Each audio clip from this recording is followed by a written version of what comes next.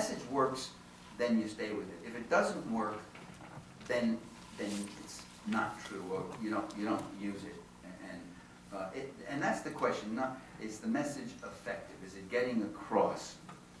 I'll give you an example. George Bush, for about the better part of half a year, was using the term "stay the course." We don't want to cut and run. We got to stay the course. Got to work on my George Bush imitation. We got to stay the course. They dropped it. They don't use "stay the course" anymore. Do you know why?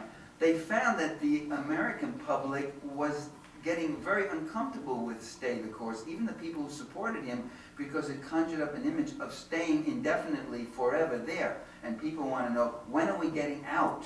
Even the people who supported the thing. What's your game plan? What's your exit strategy?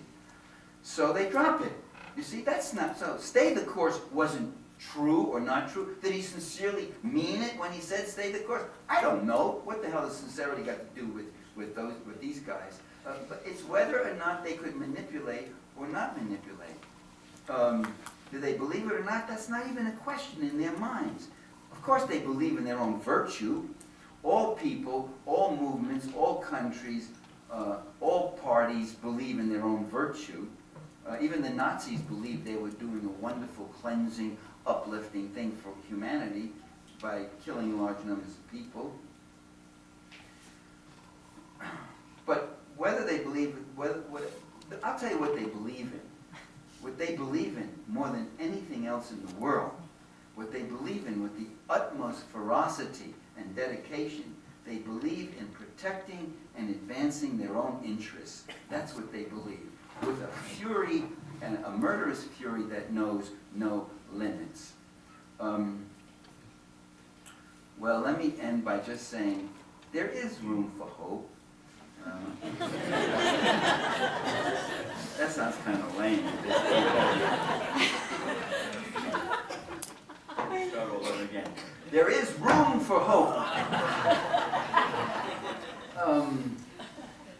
First of all, there are sometimes limits to how well officialdom and the corporate press can finesse reality. I had an acquaintance who lived in Nazi Germany. He was a school kid during the war in Germany, and I said, did you know you were being lied to? He said, well, we began to catch wise.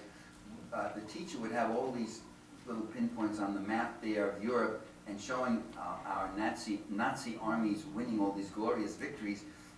But we began to notice that they were winning these victories closer and closer to the German border, and then finally that they were winning these victories inside Germany, and we knew we're losing this war, So there sometimes is the reality principle, and that is the principle that determines the limits of propaganda. We had the same thing with Vietnam, and we see it to some extent with Iraq. Officialdom and the lapdog press could not totally ignore the awful and persistent actuality of the war itself. Although, with Vietnam, I'll tell you how they preserved the dominant paradigm. They allowed debate in the States. They allowed debate between those who said we could win the war and those who said we could not win the war. Those of us who said that's not the question. The question is we shouldn't even be fighting this war. We're killing all sorts of people. This war doesn't serve the interests of the Vietnamese people, nor of the American people or any other people in the world. People who said that were pretty much excluded from it. So you got this false balancing, this appearance of choice and debate, but a debate that stays within those parameters.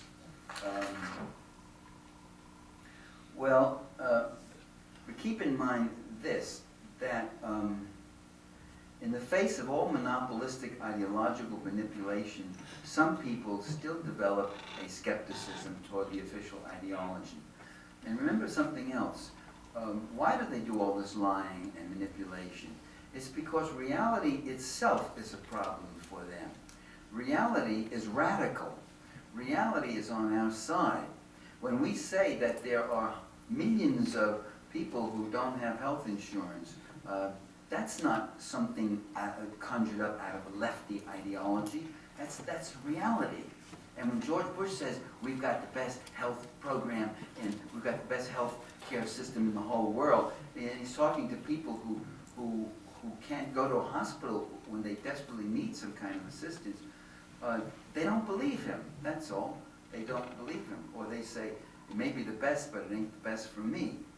Reality is radical. When you talk about nations going deeper and deeper into debt, that's not something we're making up, that's happening. Or we talk about global warming and how you have a system that is destroying the sustainable ecology. That's not something we're making up, that's happening out there. They're the ones who have to lie and manipulate, and that's where we have our opportunity to keep hitting them. Our best defense is the truth. So along with institutional stability, we have popular ferment and popular innovation and resistance.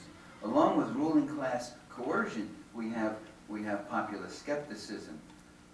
Now, all institutions in capitalist society have this dichotomous tension within them. That is, they must sustain the interests of the few while appearing to be serving the interests of the many. And don't think for a moment that your leaders, and it's true in Canada too, don't think for a moment that they don't care what you think. Oh man, they care very much. Everything they do, everything they say, everything they're enunciating, every label they conjure up, every move or policy is directed and aimed at you, at your consciousness, to keep you there, to keep you just somewhat removed from reality. And sometimes, you know, that reality intrudes so hard and the public mobilizes so hard that they are forced to make concessions and democratic gains are made. So, I think while people do resist, William James, the philosopher, once said that custom and culture operate as a sedative while dissidence and novelty are rejected as an irritant. But sometimes, you know, people get tired of the sedative. Sometimes they want a more meaningful explanation. They look for the revelatory irritants. And by becoming aware of this, we have a better chance of moving against the tide, a better chance of resisting the deadening hand of fundamentalist free market plutocracy, which is behind empire, and exposing the dominant paradigm for the suffocating, sinister, dirty little box that it is. Thank you very much.